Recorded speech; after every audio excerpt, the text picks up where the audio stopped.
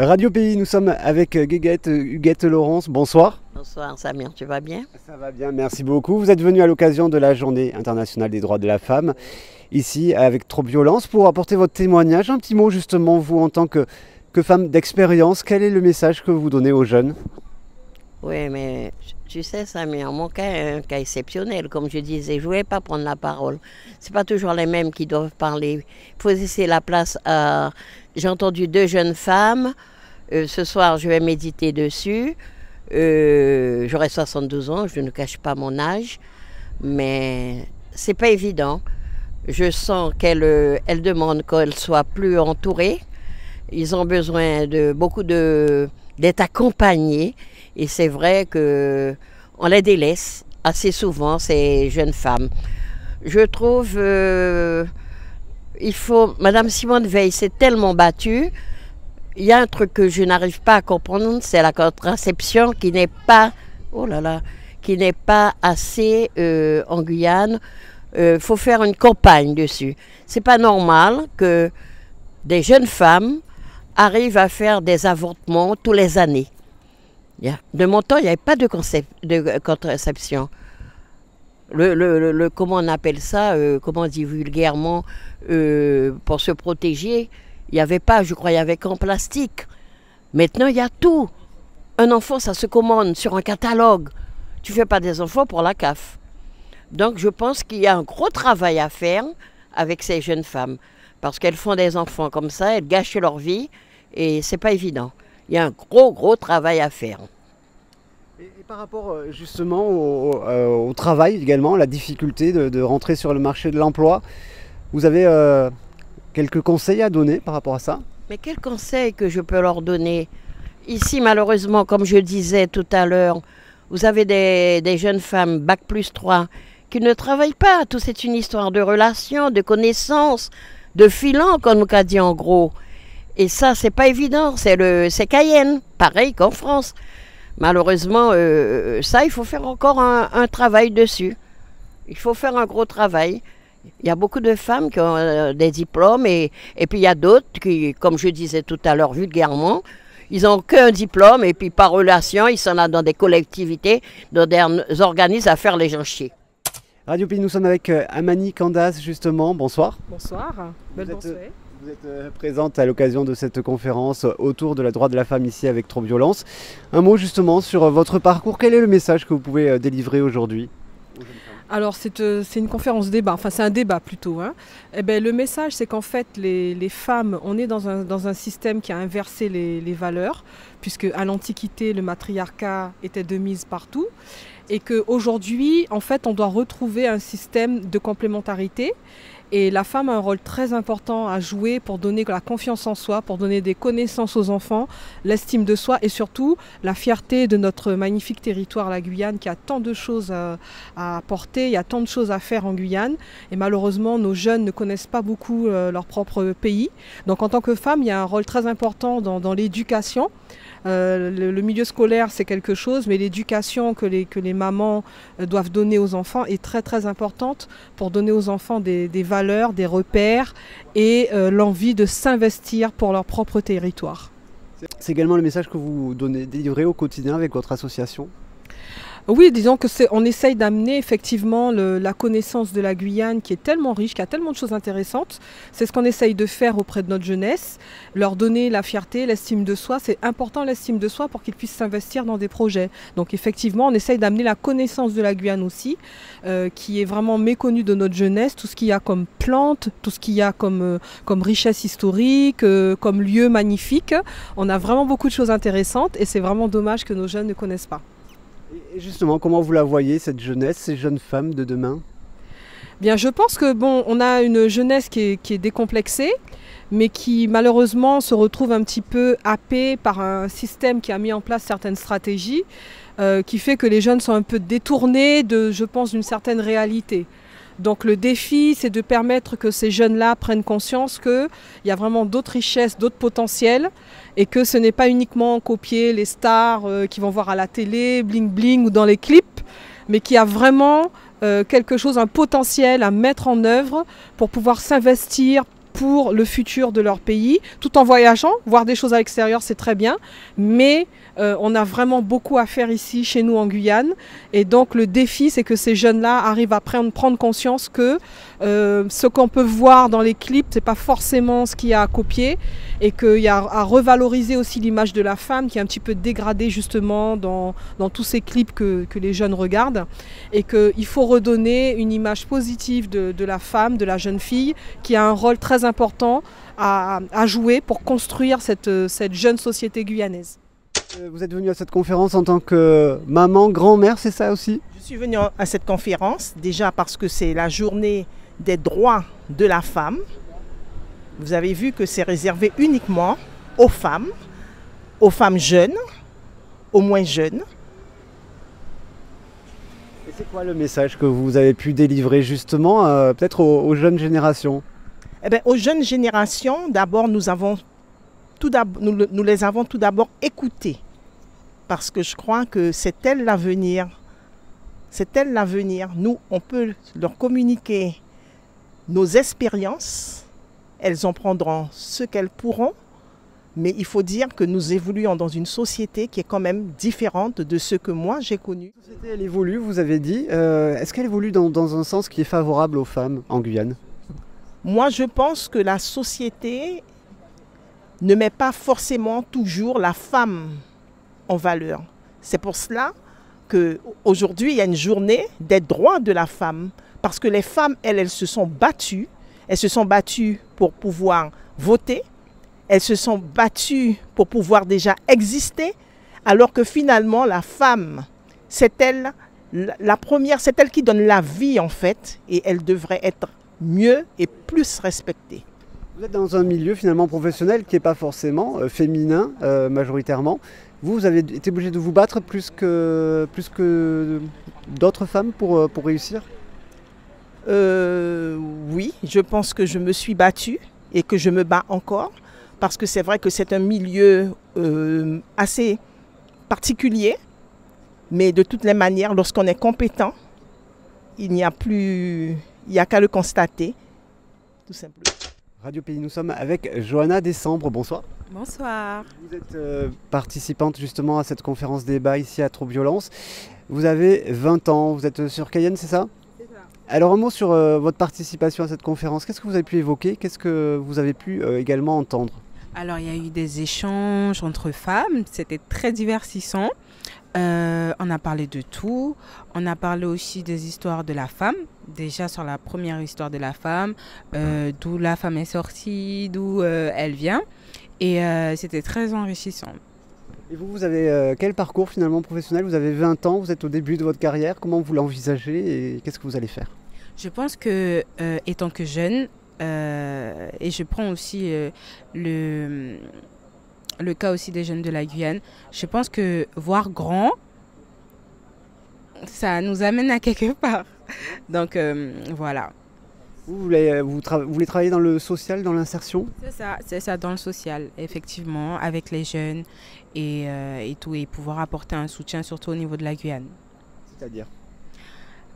Un soutien surtout par rapport aux jeunes, par rapport à ce qu'on nous, enfin, je ne le suis pas, mais en tant que conseillère d'insertion, de propulser les jeunes quelque part vers un avenir certain.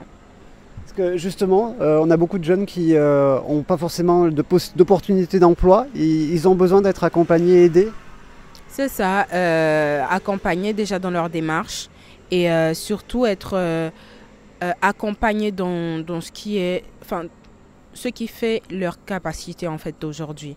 Donc beaucoup de jeunes en Guyane, je pense et je suis persuadée qu'ils ont beaucoup de capacités mais qu'ils les exposent pas forcément. Et donc voilà.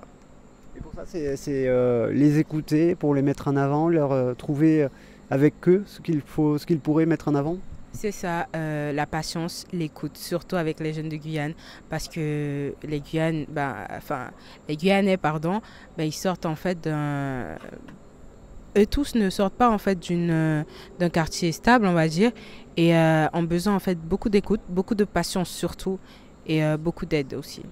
Et de ne pas être dans le jugement, j'ai l'impression aussi c'est quelque chose qui vous importe. Surtout dans le jugement, parce qu'il y a beaucoup de jeunes qui ne sont pas acceptés dans beaucoup de travail, dans beaucoup en fait de postes de travail à cause de leur apparence. Et je pense qu'il ne faut pas regarder à l'apparence, mais ce que le jeune en fait a apporté à l'entreprise, à l'association. Voilà, c'est ça. Et les jeunes femmes également? Les jeunes femmes aussi. En fait, je mets les jeunes femmes et tout comme les hommes, avec un grand H, hommes et femmes. Donc, il ne faut pas qu'ils soient aussi discriminés, surtout à leur apparence et surtout à comment ils sont justement. Parce que je pense que la qualité du travail ne reflète pas en fait à l'apparence. Voilà. Radio Pays, nous sommes avec Yvan Goua, conférence débat autour des droits de la femme en cette journée internationale des droits de la femme, ici dans les locaux de Trop Violence. Un mot sur cette conférence, une 60aine de femmes qui ont participé, échangé. Qu'est-ce qui ressort de ces entretiens? Apparemment, c'était un débat. Trop Violence a initié les débats de Trop Violence. Et là, ce premier débat était la place de la femme dans la société guyanaise. Et en fait, il en ressort qu'il y avait vraiment besoin de se parler. Et je suis contente que les jeunes que côtoie l'association Trop Violence aient répondu présente parce que du coup, ça a pu permettre de glisser quelques pistes de réflexion sur justement ce qu'attendent les jeunes femmes d'aujourd'hui, des femmes mûres qui sont autour d'elles, ce qu'elles attendent de la société. Les femmes mûres, qu'elles puissent exprimer aussi parfois la frustration ou sinon ce qu'elles ressentent, ce qu'elles voient de la société et de comment sont devenues les femmes d'aujourd'hui.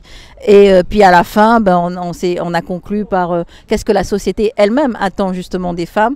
Et en fait, tout le monde se rejoint sur la patience, sur l'accompagnement, sur l'écoute, sur la mixité et le mieux vivre ensemble en fait. Tout ce sur quoi Trop Violence fonctionne. Tout ce sur quoi Trop Violence travaille et essaye de proposer des solutions. Donc il y a encore du travail à faire, mais ça n'est que le premier débat. Et apparemment, il y a matière à faire encore beaucoup de débats. Cette notion de femme jock en Guyane, vous en êtes une, sans vouloir vous offenser, Yvan Goua.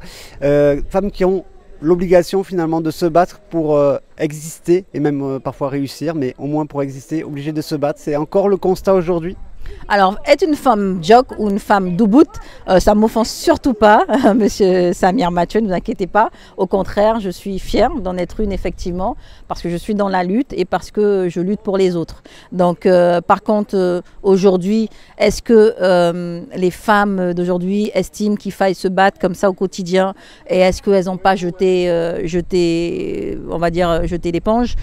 C'est vrai qu'il y a un gros travail à faire et que, justement, mon combat au travers de ces débats, au travers de l'école de la rue, au travers des conférences mensuelles qu'on fait sur l'accès aux droits, mon travail, c'est effectivement de remettre ça au goût du jour et de remettre la fierté, en fait, fierté guyanaise, fierté féminine.